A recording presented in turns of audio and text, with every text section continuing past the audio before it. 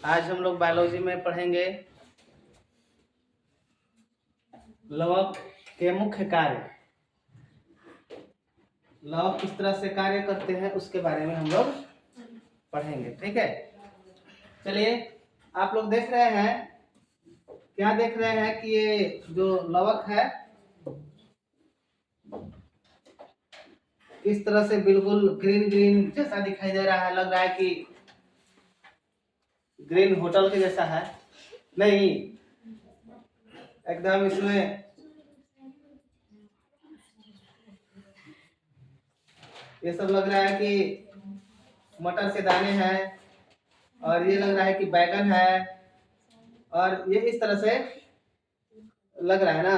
तो आप लोग बबुआ समझ लीजिए कि जितना भी चीजें हैं इसी तरह से रंगीन हमारा जिंदगी होता है, सारी चीज का रंगीन होता है, ठीक है।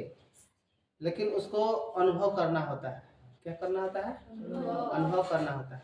अगर पढ़ाई के रस में घुल जाइएगा ना तो जिंदगी बहुत रंगीन हो जाता है, और पढ़ाई के रस में नहीं घुलिएगा तो फिर तो जैसे तैसे तो हर किसी का जिंदगी कट ही जाता है।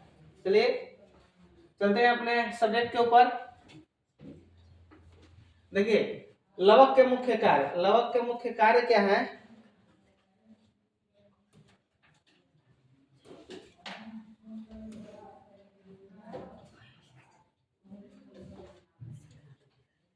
भोजन निर्माण, सौर ऊर्जा को रासायनिक ऊर्जा में बदलकर पौधे के लिए भोजन ग्लूकोज बनाना। ये पहले पीछे भी पढ़ चुके हैं। लवक का ही जो कार्य है कि भोजन को बनाता है और ऑक्सीजन को क्या करता है कि क्रिएट करके वो ऑक्सीजन को बाहर निकालता है।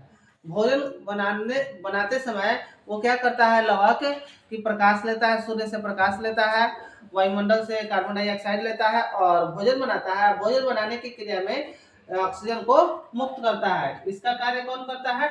लवक। कौन करता है? लवक।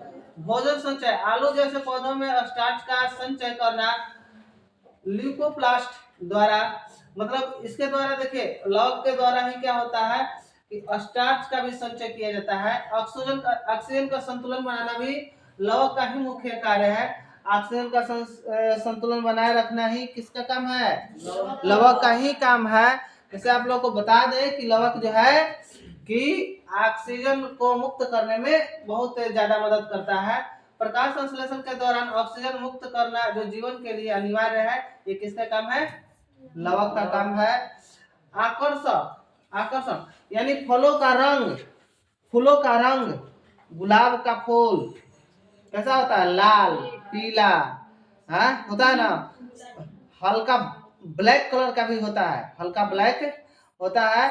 इस तरह का गुलाब होता है। जितना भी फूल जो है उसमें रंग भरने का काम भी लवक ही करता है। कौन करता है?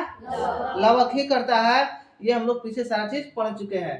फलों का भी कलर देने का काम कौन करता है? रंग देने का काम कौन करता है? लवक करता है। फलों और फूलों को रंग देकर बीजों के प्रसार में मदद करता है, यानी बीज बनाने में भी यह मदद करता है। अब हम लोग पढ़ेंगे रसधानी। क्या पढ़ेंगे? रसधानी। वैक्यूल, वैक्यूल पढ़ेंगे। रसधानी कोशिका द्रव्य में पाई जाने वाली एक झिल्लीबद्ध थैलीनुमा संरचना है। यह क्या है? थैलीनुमा संरचना है, ठीक है। रसधानी एक थैली के जैसा होता है लेकिन वो झिल्लीदार होता है। क्या होता है? झिल्लीदार होता है। Plant cell. चलिए आगे बढ़ते हैं।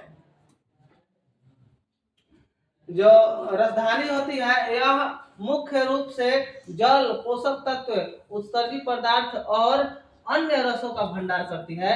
ये देखिए, ये है हम लोग का रसधानी। ये क्या है? रसधानी है। रसधानी का फोटो है। इसमें देखिए क्या करता है कि जल, पोषक तत्व, उत्सर्जी पदार्थ को ये क्या करती है? संचय करती है और इससे एनर्जी देती है, ठीक। पादप कोशिका में बहुत बड़ी होती है, यानी पादप कोशिका में यह रसधानी जो होती है बहुत बड़ा होता है। क्या होता है? बहुत। ये तो यहाँ से इसका संरचना है, ऐसे ये संरचना हुआ, ठीक ना। ये संरचना हुआ। इसमें सबसे ज्यादा मात्रा में क्या होता है? जल होता है। सबसे ज्यादा मात्रा में क्या होता है? जल होता है। पादप कोशिकाओं में यह बहुत बड़ी होती है, 90% स्थान तक। यानी 90% स्थान तक राजधानी का ही जगह होता है, जबकि जंतु कोशिकाओं में ये छोटी होती है। यानी जीव जंतु के कोशिकाओं में यह राजधानी होती है जो बिल्कुल नहीं पादप कोशिका से छोटी होती है। पादप कोशिकाओं में रसधानी का जो आकार होता है, स्थान होता है, कोशिका का 90% भाग क्या होता है, रसधानी होता है। क्या होता है, राजधानी। और राजधानी में क्या होता है, राजधानी में जल होता है, प्रोटीन होता है, उत्सर्जित पदार्थ होता है, ठीक है, और भी अन्य पदार्थ होते हैं।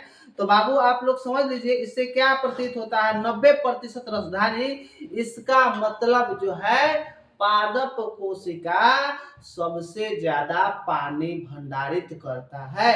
यानी सबसे ज्यादा क्या करता है, पानी को संचय करता है। एक और राज की आपको बात बता दे कि कोई भी पेड़ पौधा है जो कोई भी पेड़ है जो फूल है या कोई भी चीज है, वो अपने जितना पानी चाहिए उससे कम से कम 100 गुना ज्यादा, कितना 100 गुना ज्यादा पानी ज्यादा लेता है। पानी क्या करता है, ज्यादा लेता है। अगर उसको चाहिए 10 लीटर पानी की जरूरत है, 10 लीटर पानी की जरूरत है, तो सीधा लेता है कितना, 110 लीटर। कितना लेता है, 110 लीटर पानी लेता है। और 110 लीटर पानी लेकर अपने पास 10 लीटर रख के अब बाकी कितना 100 लीटर पानी जो है क्या करता है, 100 लीटर पानी जो है बाहर छोड़ता है। कैसे बाहर छोड़ेगा भाई, तो पत्तियों के रंध्रों के द्वारा,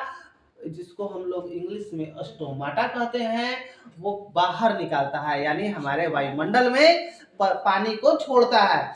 इससे क्या होता है, ठीक इसी कारण से पेड़ पौधों के नजदीक हम लोग जाते हैं तो ठंडक महसूस करते हैं, या गर्म सबसे ज्यादा आराम हम लोग को कब मिलता है, जब पेड़ पौधे क्या होते हैं, गर्मी के टाइम में पेड़ पौधों के नजदीक हम लोग या उसके नीचे, छाया के नीचे रहते हैं और हवा चलती है तो बिल्कुल आनंदमय लगता है, बिल्कुल ठंडी ठंडी हवा लगती है।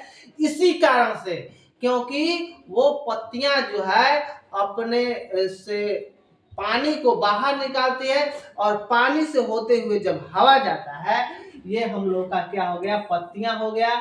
और इससे क्या हो जाएगा कि हम लोग का क्या जाएगा,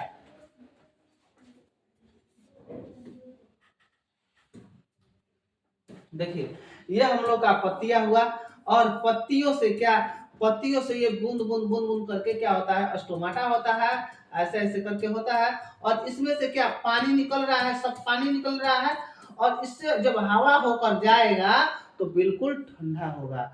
और जब वो ठंडा होगा तो हम लोग क्या है कि उसमें बिल्कुल आनंद का महसूस करेंगे। गर्मी के टाइम में जब ठंडी हवा होती है चलेगी तो समझो बबुआ कितना मस्त लगेगा, लगता है ना।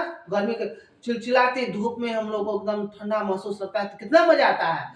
तो किस कारण से, ठीक इसी कारण से कि क्योंकि जो पेड़ पौधे होते हैं अपने पानी होती है, जरूरत होती है 10 लीटर, लेते हैं कितना, 110 लीटर। कितना, 100 गुना करेंगे तो 1000 लीटर हो जाएगा जी, सॉरी 100 गुना करेंगे, 10 लीटर का 100 गुना करेंगे, 100 से गुना कर लो भैया, तो कितना हो जाएगा, 1000 लीटर। 1000 लीटर पानी लेता है, चाहिए कितना होता है उसको, 10 लीटर। समझो कि बाकी जो 10 लीटर यानी कितना, 9990 लीटर जो पानी है वो अपने से बाहर छोड़ता है, यानी वातावरण में छोड़ता है। वातावरण में छोड़ता है तो वहां का वातावरण कैसा हो जाता है, ठंडा हो जाता है। ठीक, और आपको एक एग्जांपल बता रहे हैं।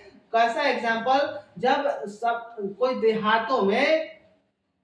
देहात साइड में क्या है कि जो खेत की सिंचाई होती है, किस चीज की सिंचाई होती है, खेत की सिंचाई होती है।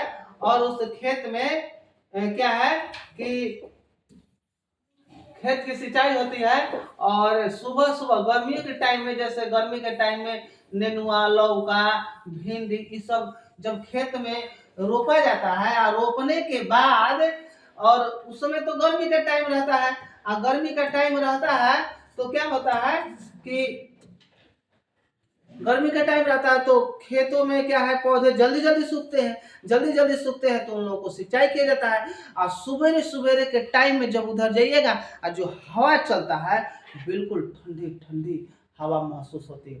शहरों में ऐसा नहीं लगता है, शहर में गर्मी रोतिया रात के जब ठंडा हवा चलता है ना तो लगता है ना लू चल रहा है शहरों में। लेकिन गांव देहात के जगह जहाँ है वहाँ खेतों में जो सब्जी बोया जाता है और सब्जी जब की सिंचाई हो जाती है और उससे हवा होकर आता है ना बिल्कुल आनंदमय लगता है, बिल्कुल ठंडा ठंडा महसूस होता है। तो चलिए ये सब तो हम लोग की जानकारी हो गई कि किस तरह से हम लोग का पेड़ पौधा जो है कैसे काम करता है, मतलब किस तरह से पानी कितना लेता है और कैसे हम लोग को ठंडक महसूस होती है, ये सब चीजें जाने। अब हम लोग चलते हैं ये किस राजधानी के बारे में। तो राजधानी क्या होता है कि जल पोषक तत्वों का क्या होता है, भंडार होता है। ठीक है, जल पोषक तत्वों का क्या होता है, भंडार होता है। पादप कोशिकाओं में यह बहुत बड़ी होती है, 90% स्थान जगह लेती है, जबकि जंतु कोशिका में इसका स्थान क्या होता है, छोटा होता है। ठीक है, इसीलिए जंतु कोशिकाओं में स्थान क्या होता है, देख रहे हैं ना, जंतु कोशिकाओं में यह स्थान छोटा होता है, यानी जल का जो स्थान है वो छोटा होता है। जल का स्थान क्या है, छोटा होता है। इसलिए कहा जाता है कि खाना कम खाना चाहिए और पानी ज्यादा पीना चाहिए। ठीक है, इसलिए कहा जाता है क्योंकि पानी वाला टंकी थोड़ा सा खाना वाला मार धक्का ठूस ठूस के खा लीजिएगा तो पचेगा ही नहीं। चलिए आगे पढ़ते हैं हम लोग, क्या टोनोप्लास्ट, क्या टोनोप्लास्ट पढ़ते हैं। राजधानी के चारों ओर से एक झिल्ली से घिरी रहती है, इस झिल्ली को टोनोप्लास्ट कहते हैं। ये रहा, देखिए ये रहा, ये चारों तरफ से घिरा हुआ है ना, इसी को क्या कहते हैं, टोनोप्लास्ट कहते हैं। राजधानी के अंदर तरल या ठोस पदार्थ भरे हो सकते हैं, यह कोशिका के लिए एक महत्वपूर्ण अंग है। यह जो होता है तरल या ठोस पदार्थ, पहले तरल होता है फिर ठोस होता है, ये सब ठोस पदार्थ हैं, ये गोल गोल दिखाई दे रहे हैं, ये ठोस पदार्थ हैं। बाकी लिक्विड्स के जब सामान दिखाई दे रहे हैं, ये पतला, ये लग रहा है क्या, लग रहा है कि इसमें माड़ भरा हुआ है। क्या भरा हुआ है, माड़ भरा हुआ है। ये है तरल पदार्थ है। ठीक है, ये टोनोप्लास्ट देख रहे हैं ना, ये क्या है, टोनोप्लास्ट है। ये पीला हम लोग का जो दिखाई दे रहा है ये क्या है, टोनोप्लास्ट है। नेक्स्ट चलते हैं,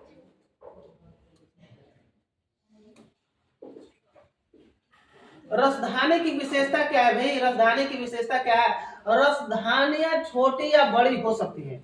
राजधानियां क्या है, छोटी या बड़ी हो सकती हैं। जंतु कोशिकाओं में राजधानियां सामान्यतः छोटी होती हैं, ये पहले भी पढ़ चुके हैं।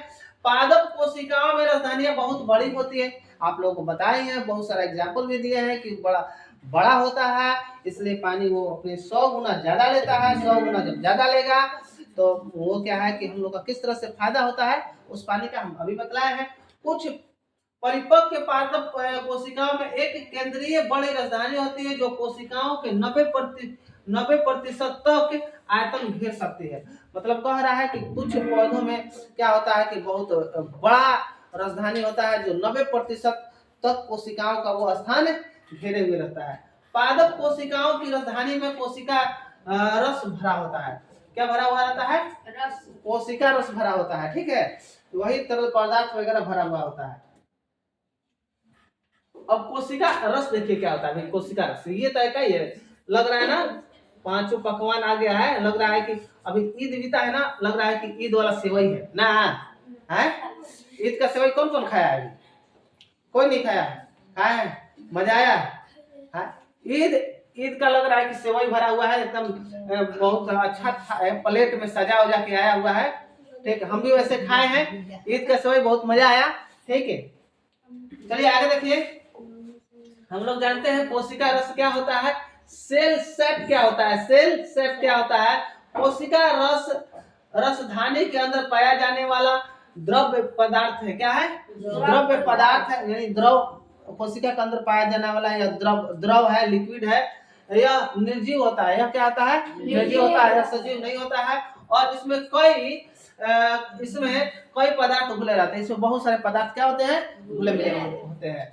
जैसे क्या होता है, क्या क्या पदार्थ होता है, लवक होता है, शर्करा होता है, अमीनो अम्ल होता है, कुछ प्रोटीन होते हैं, विभिन्न कार्बनिक अम्ल होते हैं। बहुत सारा चीज इसमें क्या रहता है, भरा हुआ रहता है, मिश्रण रहता है। ठीक है, पादप कोशिका में राजधानी का महत्व क्या है, इसका महत्व क्या है इसके बारे में भी जान लेते हैं। देखिए इसके बारे में महत्व क्या है, पादप कोशिकाएं तेजी से बढ़ती हैं लेकिन उसी अनुपात में जीव द्रव्य नहीं बढ़ता है, इसलिए कोशिका के अंदर बड़ी राजधानी बन जाती है।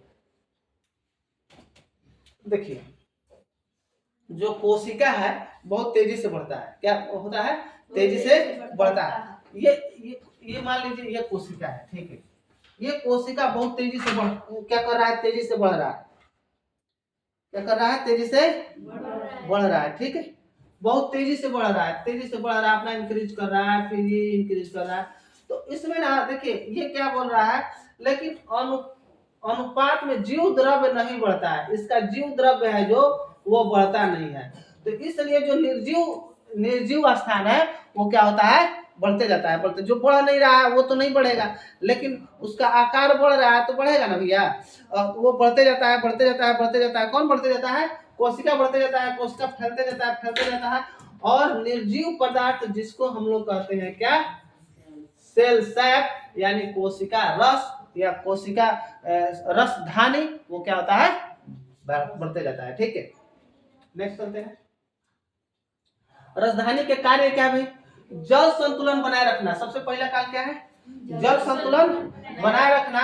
जंतु कोशिका में रसधानी जल संतुलन बनाए रखने में सहायता करती है, यानी जल को संतुलित करने में क्या करती है, ये सहायता करती है।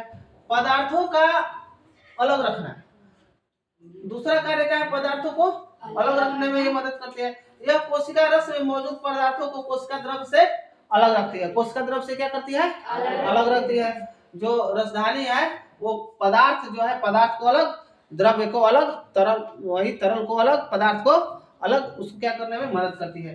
अपशिष्ट पदार्थ निकालना, कुछ एक कोशिकीय जीवों में रसधानी अपशिष्ट पदार्थों को बाहर निकालने में मदद करती है। अब क्या है कि एक कोशिकीय जीवों में यह क्या करती है कि एक कोशिकीय जीवों में यह क्या करती है, अपशिष्ट को बाहर, अपशिष्ट पदार्थ को बाहर निकालने में मदद करती है। एग्जाम्पल में आप लोगों को बता दे रहे हैं, जैसे कि आप लोग अमीबा का फोटो जानते ही हैं, अमीबा के बारे में तो जानते ही हैं, जानते हैं ना, ये है अमीबा। और ये क्या है ना कि एक यहाँ पर हम लोग का कोई पदार्थ है, ठीक है। अब ये तो अपने उत्पाद की सहायता मदद से भोजन करता है। अब का पता चला ना, ये भोजन है और इसको खाना है, तो इसके पास आ जाएगा, पास आने के बाद इसका ये बनने लगेगा, ये उत्पाद इसको घेर लेगा, घेरने के बाद इसके पेट में चला जाएगा, अंदर घुसा लेगा, अपने पेट के अंदर घुसा लेगा, और पता चलेगा कि ये खाने वाला चीज है, ये नहीं है।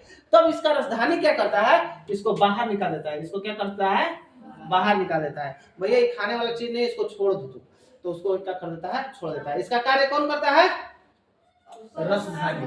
कौन कार्य करता है, रसधानी कार्य करता है। अस्फीति और कठोरता देना, अस्फीति यानी पादप कोशिकाओं में रसधानी कोशिका को अस्फीति यानी टर्निबिलिटी को कठोरता प्रदान करता है, यानी रसधानी कोशिका को मतलब बाहर से उसको क्या करता है, कठोर बनाने का कार्य करता है। रसधानी ही वो क्या करता है कि उसको कठोर बना देता है, क्या बना देता है, कठोर बना देता है। नेक्स्ट देखिए,